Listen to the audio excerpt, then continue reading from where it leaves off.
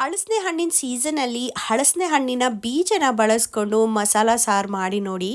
ತುಂಬ ಅಂದರೆ ತುಂಬ ರುಚಿಯಾಗಿರುತ್ತೆ. ಇನ್ನು ಈ ರೆಸಿಪಿನ ಈ ವಿಡಿಯೋದಲ್ಲಿ ನೋಡೋಣ ಬನ್ನಿ. ನಮಸ್ಕಾರ, ನಾನು Shweta. Welcome back to another super recipe. ಮೊದಲು ಒಂದು ಪಾತ್ರೆಗೆ ನೀರು ಉಪ್ಪನ್ನ ಹಾಕಿ ಕಾಯ್ದಕ್ಕೆ ಇಟ್ಕೊಂಡಿದ್ದೀನಿ.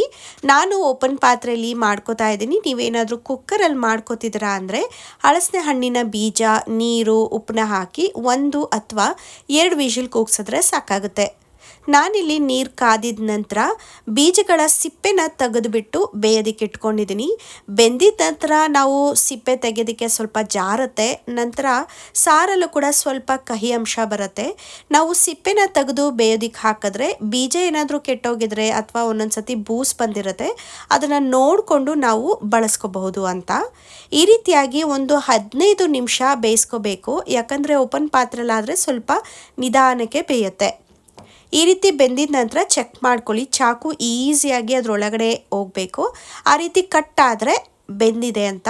ಇವಾಗ ಸ್ಟವ್ನ ಆಫ್ ಮಾಡಿದ ನಂತರ ಬೀಜಗಳನ್ನ ಹಾಗೆ ನೀರನ್ನ ಸ್ವಲ್ಪ ಸಪ್ರೇಟ್ ಮಾಡ್ಕೋಬೇಕು. ಸೇಮ್ ನಾವು ಹೇಗೆ ಬಸ್ಸಾರು ಮಾಡ್ತೀವಿ ನೋಡಿ, ಅದೇ ರೀತಿಯಾಗಿ ಇವಾಗ ಸಪ್ರೇಟ್ ಮಾಡ್ಕೋಬೇಕು. ಇನ್ನು ನೀರಂತೂ ಕಲರ್ ಚೇಂಜ್ ಆಗೋಗಿರುತ್ತೆ. ಅದ್ರ ಬಗ್ಗೆ ಏನು ಕಲರ್ ಚೇಂಜ್ ಆಗಿದೆ ಚೆಲ್ಲಬೇಕು ಅಂತ ಏನಿಲ್ಲ. ತುಂಬ ರುಚಿಯಾಗಿ ಸಾರು ಕೂಡ ಬರುತ್ತೆ. ಈ ರೀತಿಯಾಗಿ ಬೀಜನ ಸಪ್ರೇಟಾಗಿ ಎತ್ತಿಟ್ಕೊಂಡು ಇವಾಗ ಸಾಂಬಾರ್ಗೆ ಮಸಾಲಾನ ರುಬ್ಕೊಳ್ಳೋಣ. ಮಿಕ್ಸಿ ಜಾರಿಗೆ 1 ಬಟ್ಲಾಗೋಷ್ಟು ಕಾಯಿ, 1 ಈರುಳ್ಳಿ, 1 ಚಿಕ್ಕ ಬೆಳ್ಳುಳ್ಳಿ, ಕರಿಬೇವಿನ ಸೊಪ್ಪು, ಹಾಗೆ ಹುಣಸೆಹಣ್ಣು, 1 ಅರ್ಧ ಹೋಳು ನಿಂಬೆಹಣ್ಣು ಗಾತ್ರದಷ್ಟು, ಖಾರದ ಪುಡಿ 2 ಸ್ಪೂನ್, ಸಾಂಬಾರು ಪುಡಿ 1.25 ಸ್ಪೂನ್ ಆಗೋಷ್ಟು ಹಾಕೊಳ್ತಾ ಇದ್ದೀನಿ. ನಿಮ್ಮ ಮನೆಯಲ್ಲಿ ನೀವು ಹೇಗೆ ಮಾಡಿರ್ತೀರೋ ಅದ್ರ ತಕ್ಕಂತೆ ಸಾಂಬಾರು ಪುಡಿ, ಖಾರದ ಪುಡಿನ ಹಾಕ್ಕೊಳ್ಳಿ. ಹಾಗೆ ಬೇಯಿಸಿಟ್ಕೊಂಡಿರುವಂಥ ಹಳಸನೆ ಹಣ್ಣಿನ ಬೀಜನ 5 ಹಾಕ್ಕೊಂಡಿದ್ದೀನಿ. ಹಾಕ್ಕೊಂಡು ಇವಾಗ ಈ ರೀತಿಯಾಗಿ ಸ್ಮೂತ್ ಪೇಸ್ಟಾಗಿ ರುಬ್ಬಿ ಇಟ್ಕೋಬೇಕು.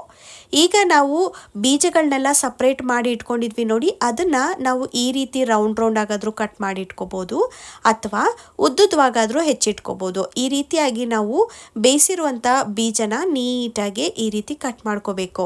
ಯಾಕಂದರೆ ಹೋಲ್ ಬೀಜನ ಹಾಕುವಾಗ ಅಷ್ಟು ಬಾಯಿಗೆ ಸಿಕ್ಕಿದ ತಕ್ಷಣ ದಪ್ಪವಾಗಿ ಸಿಗುತ್ತೆ ನೋಡಿ, ಅಷ್ಟು ಇಷ್ಟಪಡಲ್ಲ. ಈ ರೀತಿ ಕಟ್ ಮಾಡಿ ಹಾಕಿದ್ರೆ ಚೆನ್ನಾಗಿರತ್ತೆ ಅಂತ ಹೇಳಿ. ನಿಮಗೆ ಯಾವ ರೀತಿ ಬೇಕೋ ಆ ರೀತಿ ಕಟ್ ಮಾಡ್ಕೊಳ್ಳಿ ಅಥವಾ ಜಜ್ಕೊಳ್ಳಿ. ಇಲ್ಲಾಂದರೆ ಹಾಗೆ ಕಂಪ್ಲೀಟ್ ಬೀಜನೂ ಕೂಡ ಹಾಕೋಬೋದು. ಇವಾಗ ಈ ಬಿಸಿ ನೀರಿತ್ತು ನೋಡಿ, ನಾವು ಬೀಜ ಬೇಯಿಸಿಟ್ಕೊಂಡಿರೋದು, ಆ ನೀರಿಗೆ ರುಬ್ಬಿರುವಂಥ ಮಸಾಲ ಹಾಗೆ ಹೆಚ್ಚಿಟ್ಕೊಂಡಿರುವಂಥ ಹಳಸಿನ ಬೀಜಗಳನ್ನ ಬೇಯಿಸಿ ಹೆಚ್ಚಿಟ್ಕೊಂಡಿರೋವಂಥದ್ದನ್ನ ಹಾಕ್ಕೋಬೇಕು. ಹಾಕ್ಕೊಂಡು ಚೆನ್ನಾಗಿ ಗಂಟಿಲ್ದ ಹಾಗೆ ಕೈ ಆಡಿಕೊಂಡು ಸ್ಟವ್ನ ಹಚ್ಕೊಂಡು ನಾವು ಇದನ್ನು ಚೆನ್ನಾಗಿ ಕುದಿಸ್ಕೋಬೇಕು. ನಾವು ಮಸಾಲ ರುಬ್ಬಿರೋದು ಹಸಿದಾಗಿರೋದ್ರಿಂದ ಸ್ವಲ್ಪ ಚೆನ್ನಾಗಿ ಕುದಿಸ್ಕೋಬೇಕು. ಅಕಸ್ಮಾತು ಹಸಿದು ಬೇಡ, ಒಗ್ಗರಣೆ ಹಾಕೋತೀನಿ ಅಂದರೆ ಎಣ್ಣೆಲಿ ಸ್ವಲ್ಪ ಈರುಳ್ಳಿನೆಲ್ಲ ಫ್ರೈ ಮಾಡಿ ಕೂಡ ರುಬ್ಕೋಬೋದು. ನಂತರ ಇಲ್ಲಿ ನಾನು ಚೆನ್ನಾಗಿ ಕುದ್ದಿದ ನಂತರ ಪದೇ ಕೈ ಆಡಿಕೊಂಡು ಒಮ್ಮೆ ನೀವು ಸ್ವಲ್ಪ ಉಪ್ಪು ಟೇಸ್ಟ್ ನೋಡಿ, ಬೇಕಂದರೆ ರುಚಿಗೆ ತಕ್ಕಷ್ಟು ಉಪ್ಪನ್ನ ಈ ಹಂತದಲ್ಲಿ ಹಾಕ್ಕೊಳ್ಬೋದು. ನಂತರ ಒಂದು ಚಿಕ್ಕ ಪ್ಯಾನಲ್ಲಿ ಒಗ್ಗರಣೆ ಹಾಕ್ಕೊಂಡಿದ್ದೀನಿ. 1 ಸ್ಪೂನ್ ಎಣ್ಣೆ, ಸಾಸಿವೆ, ಜೀರಿಗೆ, ಈರುಳ್ಳಿ, ಕರಿಬೇವಿನ ಸೊಪ್ಪು ಇಷ್ಟನ್ನು ಕೂಡ ಹಾಕ್ಕೊಂಡು ಫ್ರೈ ಮಾಡಿ ನೋಡಿ, ಈ ರೀತಿ ರೆಡಿ ಮಾಡಿ ಇಟ್ಕೊಂಡಿದ್ದೀನಿ. ಇದು ಕಂಪ್ಲೀಟಾಗಿ ಆಪ್ಷನಲ್. ನಾನು ಯೂಶಲಿ ಒಗ್ಗರಣೆ ಹಾಕೋದು ಬಹಳ ಕಡಿಮೆ.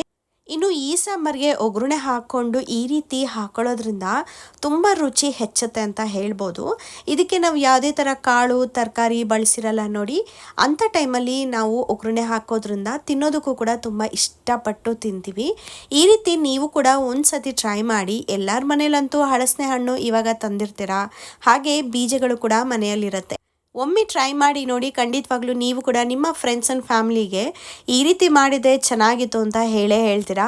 ಹಾಗೆ ಈ ವಿಡಿಯೋ ಇಷ್ಟ ಆಯ್ತಂದರೆ ಪ್ಲೀಸ್ ಒಂದು ಲೈಕ್ನ ಕೊಡಿ. ಹಾಗೆ ನಿಮ್ಮ ಅನಿಸಿಕೆನ ಕಮೆಂಟ್ ಬಾಕ್ಸಲ್ಲಿ ಖಂಡಿತವಾಗ್ಲೂ ತಿಳಿಸ್ಬೇಕು. ಸಬ್ಸ್ಕ್ರೈಬ್ ಮಾಡ್ಕೊಂಡಿಲ್ಲ ಅಂದರೆ ದಯವಿಟ್ಟು ಸಬ್ಸ್ಕ್ರೈಬ್ ಮಾಡಿಕೊಂಡು ಬೆಲ್ ಐಕಾನ್ನ ಕ್ಲಿಕ್ ಮಾಡ್ಕೊಳ್ಳಿ. ನೆಕ್ಸ್ಟ್ ವಿಡಿಯೋದಲ್ಲಿ ಡಿಫ್ರೆಂಟ್ ಆದ ರೆಸಿಪಿ ಜೊತೆಗೆ ಸಿಗ್ತೀನಿ. ಅಲ್ಲಿವರೆಗೂ ಟೇಕ್ ಕೇರ್, ಬಾಯ್.